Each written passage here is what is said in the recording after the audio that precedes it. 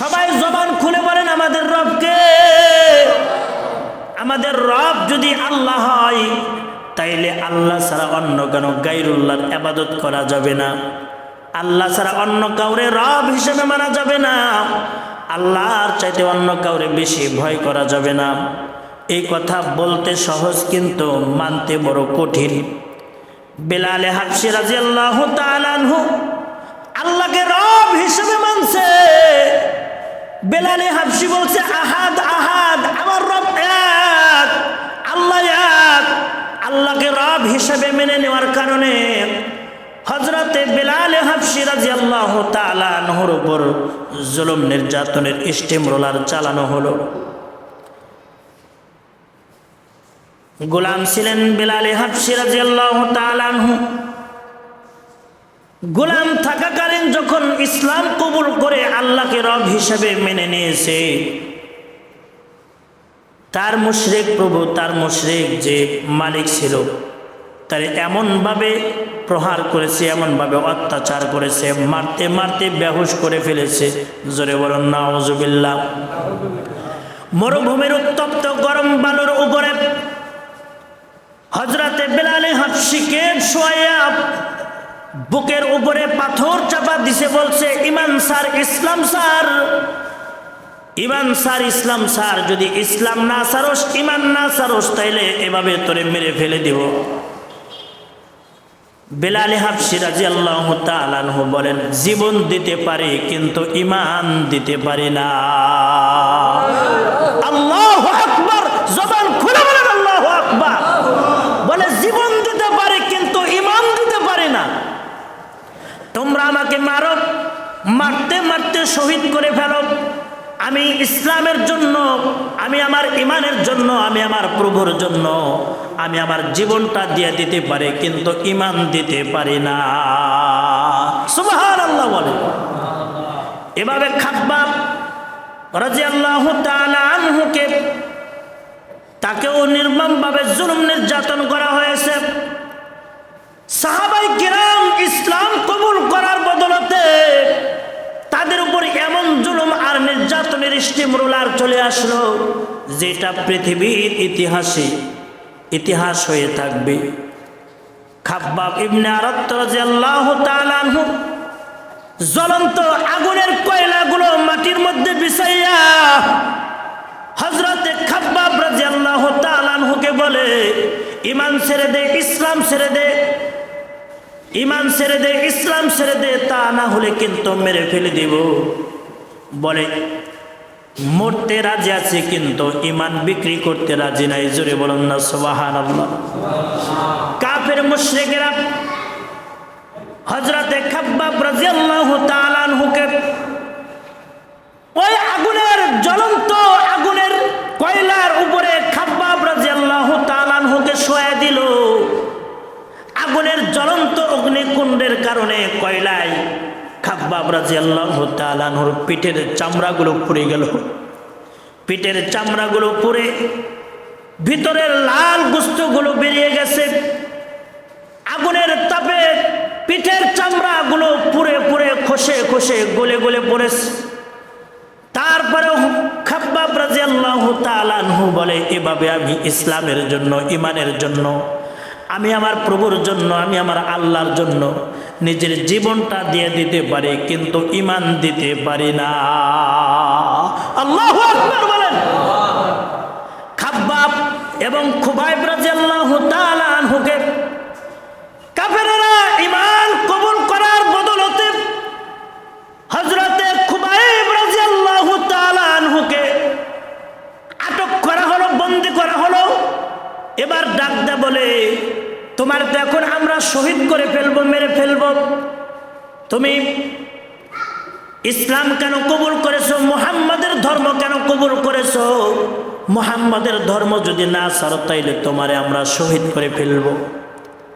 বলে মরার আগে তোমার কোনো চাহাত আছে কিনা, তোমার কোনো ইচ্ছা আছে কিনা? হযরতে খুবাইব রাদিয়াল্লাহু তাআলা আনহু ডাক দে বলেন মৃত্যুর আগে আমি তোমাদের কাছে কোনো কিছু খাইতে চাই না, পড়তেও চাই না। মরার আগে আমার 2টা রাকাত নামাজ পড়ার একটু অনুমতি দাও, মরার আগে আমি আমার মালিকের সাথে একবার একটু কথা বলি। সুবহানাল্লাহ বলেন। অনুমতি দিয়ে দেওয়া হলো। হযরতে খুবাইব রাদিয়াল্লাহু তাআলা আনহু তাড়াতাড়ি জলদি নামাজ শেষ করলেন। নামাজ শেষ করার পরে এবার কাফের মুশরিকরা ডাকতে বলে, এত তাড়াতাড়ি কেন নামাজ শেষ করলাম? তোমার ভিতরে কোনো ভয় কোনো চিন্তা আছে নাকি? হযরতে খুবাইব রাদিয়াল্লাহু তাআলা আনহু বলেন, তাড়াতাড়ি নামাজ শেষ করার একটাই মাত্র কারণ, আমি যদি এখন মরার আগে লম্বা সময় যদি আমি নামাজের মধ্যে কাটাই, কাফের মুশরিকরা মনে করবে খুবাইব মৃত্যুর ভয়ে, মুসলমানের ভিতরে মরণের বড় ভয়, মরণের বড় চিন্তা, মৃত্যুর ভয়ে নামাজে লেট করেছে, অনেক দেরি করে নামাজ পড়েছে। খুবাইব রাদিয়াল্লাহু তাআলা আনহু বলেন, এই কথা যেন কোনো মুশরিক কোনো কাফের এই ধারণা করতে না পারে যে মুসলমান মৃত্যুর ভয় পায়, এজন্য আমি তাড়াতাড়ি নামাজটা শেষ করে ফেললাম। এবার খুবাইব রাদিয়াল্লাহু তাআলা আনহুকে এমন নির্মমভাবে শহীদ করা হলো। তার কোনো দোষ নাই, একটাই মাত্র দোষকে মুহাম্মাদের ধর্ম, আল্লাহর ধর্ম ইসলাম কবুল করেছে, ঈমান এনেছে। ঈমান আনার বদলতে সাহাবায়ে কেরামের উপর এমন জুলুম আর নির্যাতনের স্টিমরোলার চালানো হলো যেটা পৃথিবীর ইতিহাস হয়ে থাকবে। হযরতে খুবাইব রাদিয়াল্লাহু তাআলা আনহুকে দাঁড় করাইয়া পিছনে একটা কাঠ, একটা চৌকাঠের মতো একটা কাঠ দাঁড় করানো হলো। ওই চৌকাঠের কাঠের মধ্যে হযরতে খুবাইব রাদিয়াল্লাহু তাআলা আনহুর 2টা হাত এইভাবে 2 দিকে দিয়া, এবার কাফের মুশরিকরা তার হাতের মধ্যে লোহার পেরাক মারা আরম্ভ করছে। হাতের মধ্যে পেরাক মারে, ডান হাতে পেরাক মারে, আবার বাম হাতে পেরাক মারে। এইভাবে পেরাক মেরে কাঠের সাথে কেমন যেন আমরা একটা কাঠ আর একটা কাঠের সাথে লাগানোর সময় যেমন আমরা পেরাক মেরে কাঠটাকে লাগায় দিই, খুবাইব রাদিয়াল্লাহু তাআলা আনহুর দেহটা কেমন যেন কাঠ। খুবাইব রাদিয়াল্লাহু তাআলা আনহুর হাতের মধ্যে কাফের মুশরিকরা ঈমান আনার বদলতে, ইসলাম কবুল করার বদলতে পেরাক মাইরা কাঠের সাথে খুবাইবের 2টা হাত এইভাবে কাঠের সাথে লাগায় দিছে। হযরতে খুবাইব রাদিয়াল্লাহু তাআলা আনহু এবার মুস্কি হাসি ডাক দে বলে, মুশরিকেরা এখন পর্যন্ত তোমার কোনো ভয় হয় না? এবার খুবাইব রাদিয়াল্লাহু তাআলা আনহু বলে, আমার তোমরা সত্যি মেরে ফেলতেছো। কাফের মুশরিকরা ডাক দে বলে, এখনো পর্যন্ত সময় আছে, এখনো পর্যন্ত তোমার ভিতরে রূহ আছে, কেবলমাত্র হাতের মধ্যে পেরাক মারছি। যদি এখনো সময় আছে, তুমি যদি এই কথা বলো যে মুহাম্মাদুর রাসূলুল্লাহ সাল্লাল্লাহু আলাইহি ওয়াসাল্লামের যদি তোমরা একটা গালি দিতে পারো, তুমি যদি আল্লাহর পয়গম্বর মুহাম্মদরে যদি একটা গালি দাও, তো মুহাম্মদরে একটা গালি দেওয়ার কারণে তোমার জীবনটা আমরা ভিক্ষা দিয়ে দিব, তোমারে আমরা জীবনের তরে বাঁচিয়ে দিব। মুহাম্মদরে একটা গালি দাও, মুহাম্মদরে একটা গালি দিলে তোমারে আমরা বাঁচায় দিব। জোরে বলুন না নাউজুবিল্লাহ। হযরতে খুবাইব রাদিয়াল্লাহু তাআলা আনহু বলেন, এ দুনিয়ার মুশরিক, যে নবীরে গালি দেওয়ার বদলতে জীবন পাওয়া যায়, যেই নবীরে একটা গালি দিলে তোমরা আমার জান ভিক্ষা দিবা, নবীরে গালি দেওয়ার বদলতে জীবন পাওয়া যায়, এমন জীবন খুবাইবের দরকার নাই। আমি আমার পয়গম্বররে এত ভালোবাসি, আমি আমার পয়গম্বরের কারণে নিজের জীবনটা দিয়ে দিতে পারি, কিন্তু আল্লাহর পয়গম্বররে গালি দেওয়ার মতো সাহস আমি খুবাইবের নাই।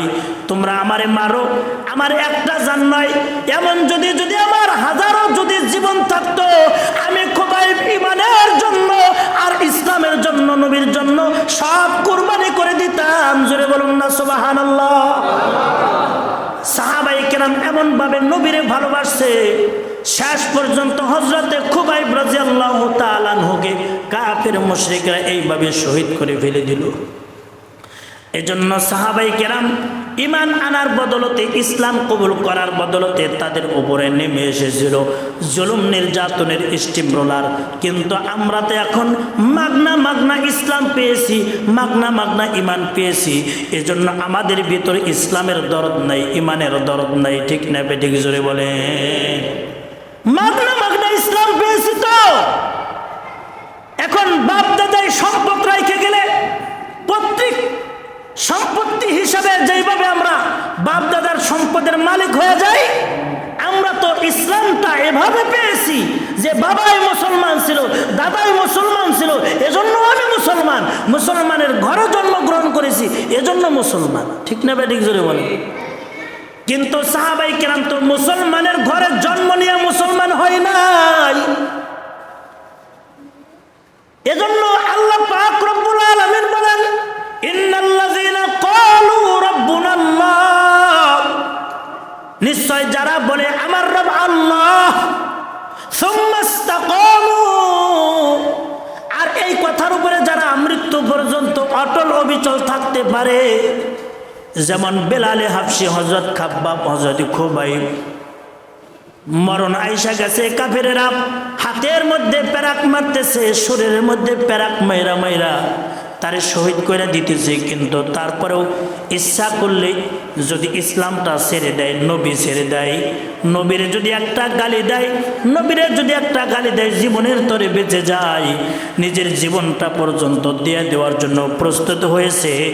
কিন্তু ঈমান দিতে রাজি হয় নাই। সুম্মাস্তাকামু, তারা মত পর্যন্ত আমার রব আল্লাহ এই কথার স্বীকারোক্তি দিয়া তারা মৃত্যু পর্যন্ত এই কথার উপর অটল অবিচল থেকেছে। আল্লাহু আকবার, জোরে বলুন আল্লাহু আকবার। এজন্যই তো তাদের দাম আল্লাহ রাসূল যাদের ব্যাপারে বলছেন রাদিয়াল্লাহু আনহুম ওয়া রাযু আন, এটা আল্লাহ বলছেন। আল্লাহ পাক সাহাবায়ে কেরামের ঈমান দেখিয়া, সাহাবায়ে কেরামের ঈমান দেখিয়া আল্লাহ পাক রব্বুল আলামিন সাহাবায়ে কেরামের ঈমানের পাওয়ার দেখিয়া বলেন রাদিয়াল্লাহু আনহুম ওয়া রাযু আন। এই সাহাবায়ে কেরামগুলো আল্লাহর প্রতি সন্তুষ্ট। আল্লাহ পাক রব্বুল আলামিন বলেন আমি মাওলাও তাদের প্রতি রাজি খুশি হয়ে সন্তুষ্ট হয়ে গেলাম। সুবহানাল্লাহ বলেন। এজন্য ঈমান বড় দামি দৌলত, ঈমান বড় দামি দৌলত বাজান। ঈমান সাধারণ কোনো বিষয় নয়। যাররা থেকে যাররা পরিমাণ ঈমানের মতো মহা দৌলত লয়ে যে বান্দা বান্দিগুলো মরতে পারবে, আল্লাহর পয়গম্বর বলেন যাররা থেকে যাররা পরিমাণ ঈমান যদি বান্দা মৃত্যুর সময় তোমার যদি থাকে, মৃত্যুর সময় যদি অল্প একটু ঈমান লয়েও যদি তুমি মরতে পারো, তাইলে আল্লাহ তাআলা সবচাইতে দুর্বল ঈমানদার যেই ব্যক্তি হবে, যেই বান্দা বান্দি সবচাইতে দুর্বল ঈমানদার, এমন একজন দুর্বল ঈমানদারকে আল্লাহ পাক রব্বুল আলামিন এই দুনিয়ার 10 দুনিয়ার সমান একটা জান্নাতের মালিকানা দান করে দিবেন।